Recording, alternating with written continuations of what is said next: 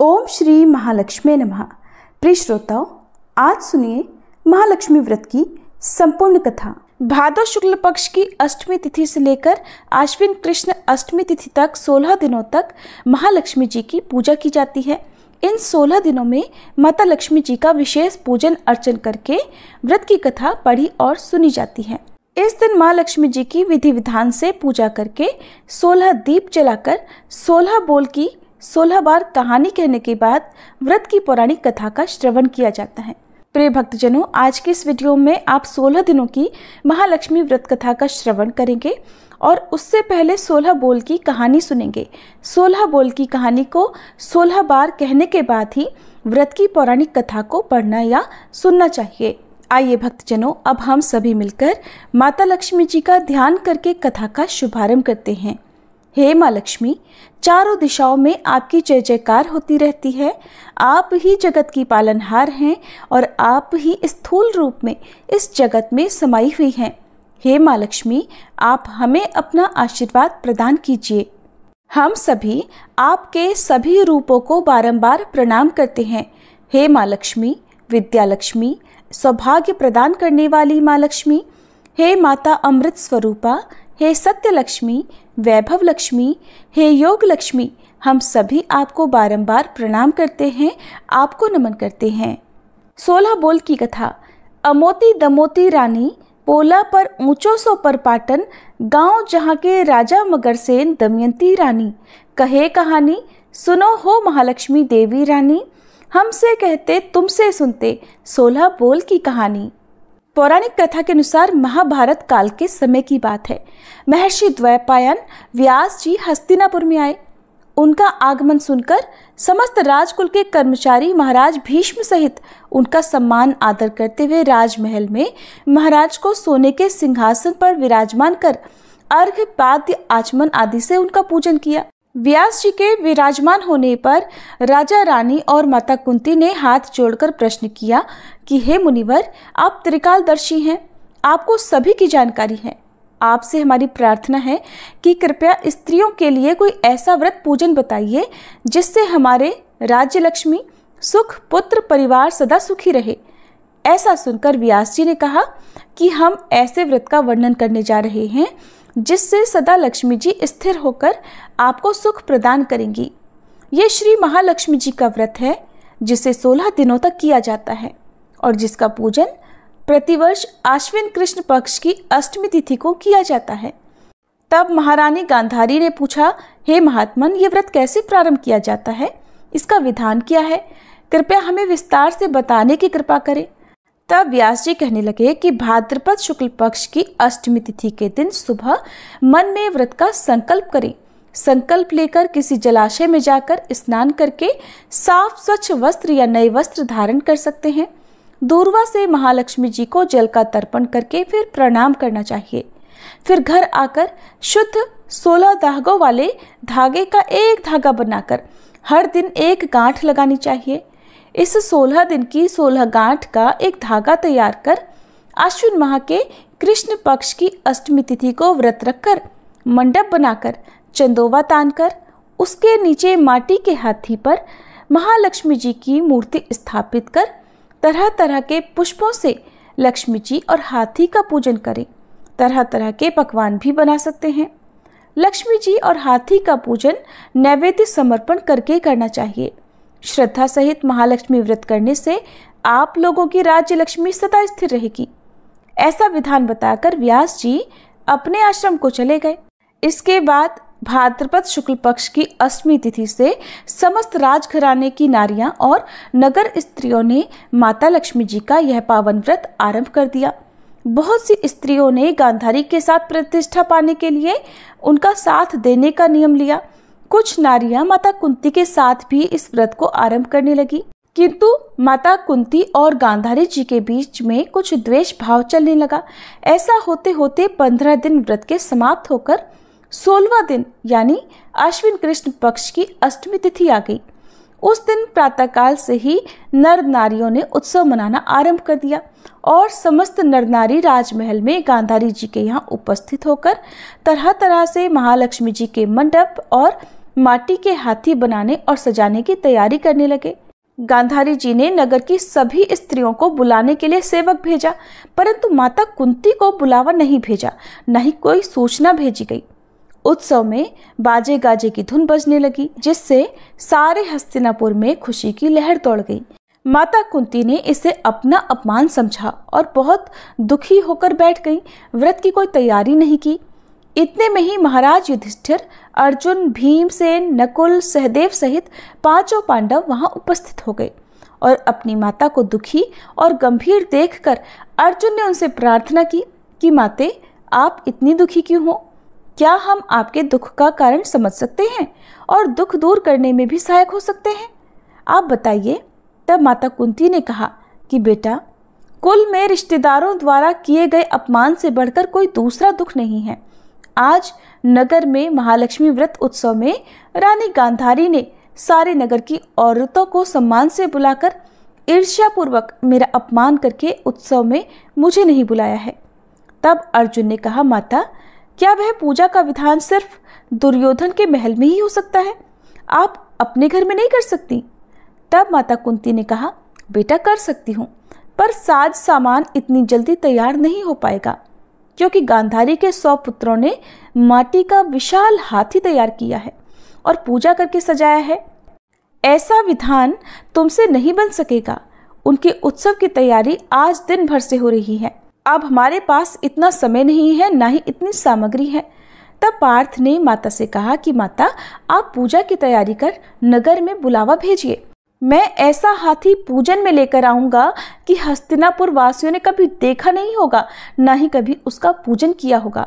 मैं आज ही इंद्रलोक से इंद्र का हाथी ऐरावत, जो कि बहुत ही पूजनीय है, उसे बुलाकर लेकर आता हूँ। आप अपनी तैयारी कीजिए। इधर माता कुंती ने सारे नगर में पूजा का ढिंढोरा पिटवा दिया। अब पूजा की विशाल तैयारी होने लगी। तब अर्जुन ने सुरपति इंद्र को ऐरावत भेजने के लिए पत्र लिखा और एक दिव्य बाण में बांधकर धनुष पर रखकर देवलोक इंद्र की सभा में फेंका। उस पत्र को देवराज इंद्र ने पढ़ा और फिर अर्जुन को उत्तर लिखा कि हे पांडु कुमार, मैं ऐरावत को भेज तो दूंगा, परंतु वह इतनी जल्दी स्वर्ग से कैसे उतर सकता है? तुम ही इसका उत्तर शीघ्र लिखो। पत्र पाकर अर्जुन ने बाणों का रास्ता बनाकर हाथी के उतरने की बात लिखकर पत्र वापस कर दिया। अब इधर स्वर्गलोक में इंद्र ने सारथी को आज्ञा दी कि हाथी को पूर्ण रूप से सजाकर हस्तिनापुर में उतारने का प्रबंध किया जाए। महावत ने तरह तरह के साज सामान से ऐरावत हाथी को सजाया। देवलोक की अंबरझूल डाली गई। स्वर्ण की पालकी रत्न जड़ित कलशों से बांधी गई। माथे पर रत्न जड़ित जाली सजाई गई। पैरों में घुंघरू सोने की मणियां बांधी गई, जिनकी चकाचौंध पर मानव जाति की आंखें ठहर नहीं सकती थी। इधर सारे नगर में धूम हुई कि माता कुंती के घर सजीव इंद्र का ऐरावत बाणों के रास्ते स्वर्ग से उतरकर पूजा जाएगा। अब सारे नगर के नर नारी, बालक और वृद्धों की भीड़ ऐरावत को देखने के लिए माता कुंती के द्वार पर एकत्रित होने लगी। गांधारी के राजमहल में भी इस बात की चर्चा फैल गई। अब तो नगर की नारियां पूजा थाली लेकर वहां से भागने लगी। माता कुंती के महल में उपस्थित होकर देखने लगी कि देखते ही देखते सारा महल पूजा करने वाली नारियों से भर गया। सारे नगर वाले ऐरावत के दर्शनों के लिए गली, सड़क, महल, अटारी में एकत्रित हो गए। माता कुंती ने ऐरावत को खड़ा करने हेतु रंग बिरंगे चौक पुरवाकर नए रेशमी वस्त्र बिछा दिए। हस्तिनापुर वासी तरह तरह की स्वागत की तैयारी में फूल, माला, अबीर, केसर हाथों में लेकर खड़े हो गए। इधर देवराज इंद्र की आज्ञा पाकर ऐरावत हाथी स्वर्ग से बाणों के बने हुए रास्तों में धीरे धीरे आकाश मार्ग से उतरने लगा। उसके आभूषणों की आवाज नगर वासियों को आने लगी। ऐरावत के दर्शन के लिए नर नारियों ने जय जयकार के नारे लगाना आरंभ किया। ठीक सायंकाल ऐरावत माता कुंती के महल के चौक में उतर आया। समस्त नर नारियों ने पुष्पमाला, अबीर, केसर चढ़ाकर हाथी का स्वागत किया। उधर महारानी गांधारी के महल में नारियों की जो भीड़ माता लक्ष्मी जी के पूजन के लिए एकत्रित हुई थी, अब वहां पर पूजा करने के लिए कोई भी नर नारी नहीं बची। वे सारी नारियां अब इधर माता कुंती के महल में उपस्थित हो चुकी थी। महाराज धौम्य पुरोहित द्वारा ऐरावत पर महालक्ष्मी जी की मूर्ति स्थापित कर वेद मंत्रों द्वारा पूजा की गई। नगर वासियों ने लक्ष्मी पूजा का कार्य करके ऐरावत की पूजा की। फिर तरह तरह के मेवा पकवान ऐरावत को खिलाए गए। ऊपर से यमुना जी का जल पिलाया गया और फिर तरह तरह के पुष्पों से ऐरावत पर वर्षा की गई। पुरोहित जी द्वारा स्वस्ति वाचन कर व्रती नारियों द्वारा लक्ष्मी जी का पूजन विधि विधान से कराया। माता कुंती ने व्रत के डोरे के धागे में 16वीं गांठ लगाकर लक्ष्मी जी के सामने समर्पण किया। ब्राह्मणों को पकवान मेवा मिठाई देकर भोजन की व्यवस्था की गई। तब वस्त्र द्रव्य सोना और अन्य आभूषण देकर ब्राह्मणों को संतुष्ट किया गया। इसके पश्चात सभी नर नारियों ने महालक्ष्मी जी का दीपक जलाकर प्रेम से संपूर्ण पूजन कर आरती की। आरती करने के बाद माता रानी को लगाए गए भोग को प्रसाद रूप में ग्रहण किया। ये थी महालक्ष्मी व्रत की पहली पौराणिक कथा। प्रेम से बोलिए माता लक्ष्मी जी की जय। अब सुनिए दूसरी कथा। पौराणिक कथा के अनुसार प्राचीन काल में एक बार एक गांव में गरीब ब्राह्मण रहा करता था। वह भगवान विष्णु का परम भक्त था। एक दिन उसकी भक्ति से प्रसन्न होकर भगवान विष्णु ने उसे दर्शन दिए और मनचाहा वरदान मांगने को कहा। ब्राह्मण ने कहा कि उसके घर में हमेशा लक्ष्मी जी का वास बना रहे। इस इच्छा को जानने के बाद श्री विष्णु जी ने कहा कि उसे लक्ष्मी तो प्राप्त हो सकती है, लेकिन उसके लिए उसे थोड़ा प्रयत्न करना होगा। भगवान विष्णु ने उस ब्राह्मण से कहा कि मंदिर के सामने एक स्त्री रोज आती है और यहाँ आकर उपले पाथती है। तुम बस उन्हें अपने घर आने का निमंत्रण दे देना। वह स्त्री ही देवी माँ लक्ष्मी है। अगर वह स्त्री तुम्हारे घर आती है तो तुम्हारा घर धन धान्य से भर जाएगा। ऐसा कहकर भगवान श्री विष्णु अंतर्ध्यान हो गए। अगले दिन सुबह 4 बजे वह ब्राह्मण मंदिर के सामने हाथ जोड़कर बैठ गया और वह माता लक्ष्मी जी के आने की प्रतीक्षा करने लगा। जब धन की देवी माता लक्ष्मी उपले पाथने आई तो ब्राह्मण ने उन्हें अपने घर में आने का निवेदन किया। ब्राह्मण की इस बात को सुनकर लक्ष्मी जी समझ गई कि ये सब श्री विष्णु जी का ही किया धरा है। माता लक्ष्मी जी ने ब्राह्मण से कहा कि तुम 16 दिनों तक महालक्ष्मी व्रत को विधि पूर्वक करो। सुबह और शाम नियम पूर्वक कथा का श्रवण करो, तब मैं तुम्हारे घर आऊंगी। देवी के कहे अनुसार ब्राह्मण ने देवी का व्रत और पूजन किया और उत्तर दिशा की ओर मुंह करके लक्ष्मी जी को पुकारा। अपने वचन को पूरा करने के लिए धन की देवी लक्ष्मी जी प्रकट हुई और उन्होंने गरीब ब्राह्मण के हर कष्ट को दूर किया और उसके घर को सुख संपत्ति से भर दिया। हे माँ लक्ष्मी, जैसे आपने उस ब्राह्मण पर कृपा की, वैसे ही इस कथा को कहने, सुनने और हुंकारा भरने वाले सभी भक्तों पर करना। अब सुनिए महालक्ष्मी व्रत की तीसरी कथा। पौराणिक कथा के अनुसार एक बार भगवान श्री विष्णु मृत्युलोक यानी भूलोक में विचरण करने के लिए निकल पड़े। माता लक्ष्मी जी ने भी उनसे निवेदन किया कि वह भी उनके साथ आना चाहती हैं। तब भगवान विष्णु उनके स्वभाव से परिचित थे, इसलिए उन्हें पहले ही आगाह कर दिया कि देवी, मैं आपको एक ही शर्त पर अपने साथ लेकर चल सकता हूँ। ये बात सुनकर माता लक्ष्मी जी मन ही मन बड़ी प्रसन्न हुई कि चलिए सशर्त ही सही, भगवान साथ ले जाने के लिए माने तो सही। तब माता लक्ष्मी जी तुरंत बोली कि प्रभु, मुझे आपकी सारी शर्तें स्वीकार हैं। भगवान श्री विष्णु कहने लगे कि देवी, फिर जैसा मैं कहूँ वैसे ही आपको करना होगा। लक्ष्मी जी बोली, ठीक है प्रभु, आप जैसा कहेंगे मैं वैसा ही करूंगी। अब भगवान विष्णु माता लक्ष्मी जी के साथ भूलोक पर आकर विचरण करने लगे। एक जगह रुककर श्री हरि ने माता लक्ष्मी से कहा कि देवी, मैं दक्षिण दिशा की तरफ जा रहा हूँ, आपको यहीं पर रुककर मेरा इंतजार करना होगा।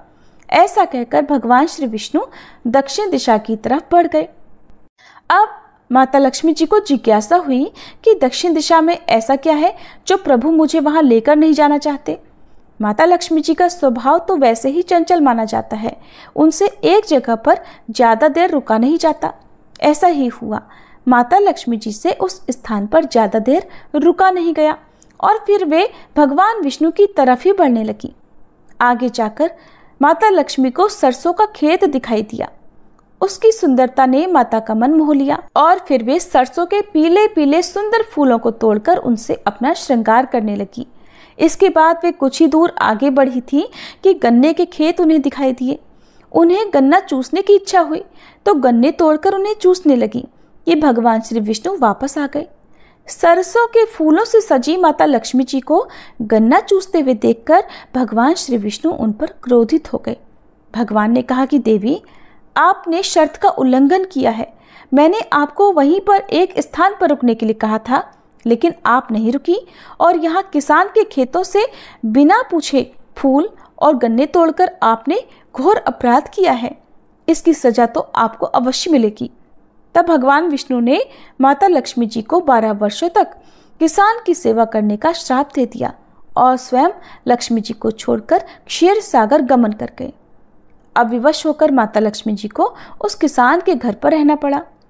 एक दिन माता लक्ष्मी ने किसान की पत्नी को देवी लक्ष्मी जी की प्रतिमा की पूजा करने के लिए कहा और कहा कि इससे तुम जो कुछ भी मांगोगी वो तुम्हें मिलेगा। किसान की पत्नी ने वैसा ही किया। कुछ ही दिनों में उनका घर धन धान्य से भर गया। हंसी खुशी समृद्धि में 12 साल का समय बीत गया। इधर माता लक्ष्मी जी को दिए गए श्राप का समय पूरा हुआ। जब भगवान विष्णु माता लक्ष्मी जी को वापस ले जाने के लिए आए तो किसान ने माता को न जाने देने का हठ किया।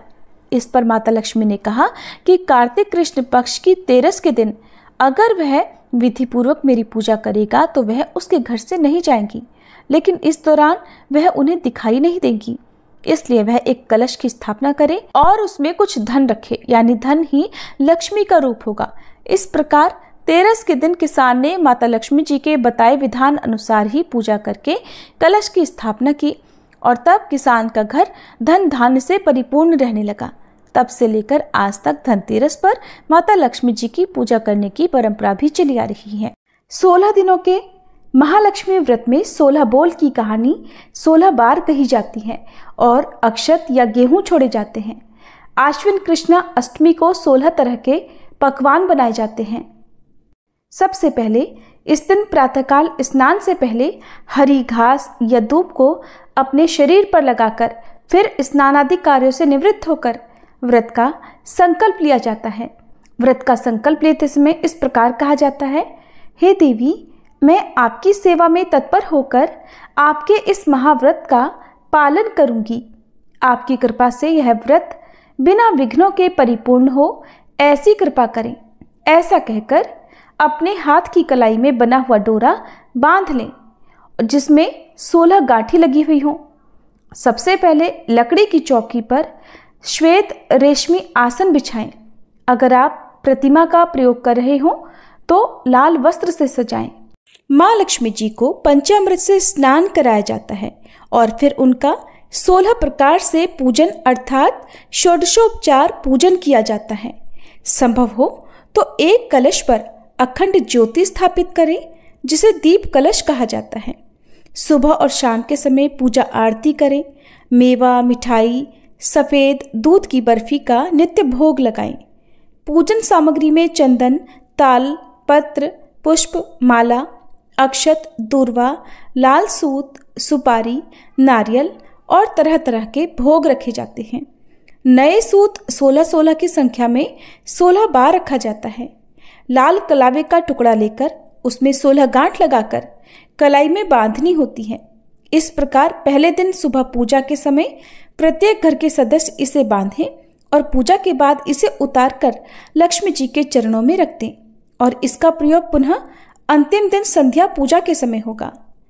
इसके बाद व्रत करने वाले उपवासक को ब्राह्मणों को भोजन कराना होता है और फिर दान दक्षिणा देकर संतुष्ट किया जाता है। और फिर इस प्रकार कहा जाता है कि क्षीर सागर से प्रकट हुई हे माँ लक्ष्मी, चंद्रमा की सहोदर श्री विष्णु वल्लभा महालक्ष्मी जी इस व्रत से संतुष्ट हों। इसके बाद 4 ब्राह्मण और 16 ब्राह्मणियों को भोजन कराना चाहिए। इस प्रकार यह व्रत पूर्ण होता है। इस प्रकार जो इस व्रत को करता है उसे अष्टलक्ष्मी की प्राप्ति होती है। उद्यापन की विधि इस प्रकार है। व्रत के अंतिम दिन उद्यापन के समय 2 सूप लें। किसी कारण से आपको सूप ना मिले तो आप स्टील की नई थाली ले सकते हैं। इसमें 16 श्रृंगार की सामग्री 16 की ही संख्या में और दूसरी थाली या सूप से उसे ढक दें। 16 दिए जलाएं, पूजा करें। थाली में रखे सुहाग के सामान को माँ लक्ष्मी जी को स्पर्श कराएं और फिर उसे दान करने का भी संकल्प लें।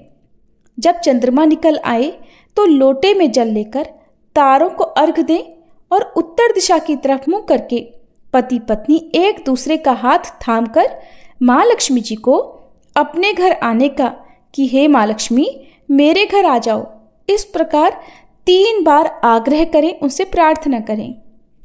और फिर एक सुंदर थाली में माँ लक्ष्मी जी के लिए सात्विक भोग सजाएं जिसमें लहसुन प्याज ना हो, और घर के उन सभी सदस्यों को भी भोजन परोसें जो व्रती हैं। यदि संभव हो तो माता को चांदी की थाली में भोजन परोसें। ध्यान रखें, थाली ऐसे रखी होनी चाहिए कि माता का मुख उत्तर दिशा में हो और बाकी व्रती पूर्व या फिर पश्चिम दिशा की ओर मुंह करके भोजन करें। भोजन में पूरी, सब्जी, रायता और खीर होने चाहिए, अर्थात पक्का पकवान इस दिन बनाना चाहिए। भोजन के बाद माता की थाली ढक दें और सूप में रखा सामान भी रात भर ढका रहने दें।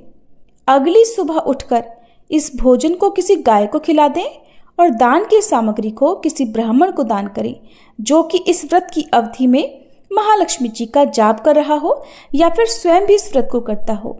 अगर ऐसे कोई ब्राह्मण ना मिले तो फिर किसी अन्य ब्राह्मण को भी ये दान दे सकते हैं, या फिर आसपास किसी मंदिर में जहाँ पर माँ लक्ष्मी जी की प्रतिमा भी विराजित हो उस मंदिर में देना अति उत्तम होगा। इस दिन दान की 16 सामग्री इस प्रकार हो, जैसे 16 की संख्या में दान करने के लिए आप 16 चुनरी रख सकती हैं, 16 सिंदूर, सूखा सिंदूर रखना ज़्यादा सही रहता है, 16 लिपस्टिक, 16 लाल रिबन, 16 कंघी, 16 शीशे, 16 बिछिया, नाक की 16 कील या नथ, 16 फल, 16 मिठाई, 16 मेवे, 16 लौंग, 16 इलायची, 16 मीटर सफ़ेद कपड़ा या 16 रुमाल। और इस दिन मंत्र करते समय ओम ह्रीं श्रीं कमले कमलालये प्रसीद प्रसीद श्रीं ह्रीं श्रीं महालक्ष्मी नमः या फिर केवल ओम श्री महालक्ष्मी नमः इस मंत्र का जाप निरंतर करते रहें। इस प्रकार से 16 दिनों के महालक्ष्मी व्रत का पूजन और उद्यापन संपन्न होता है। ये थी आज की वीडियो। उम्मीद है आपको पसंद आई होगी।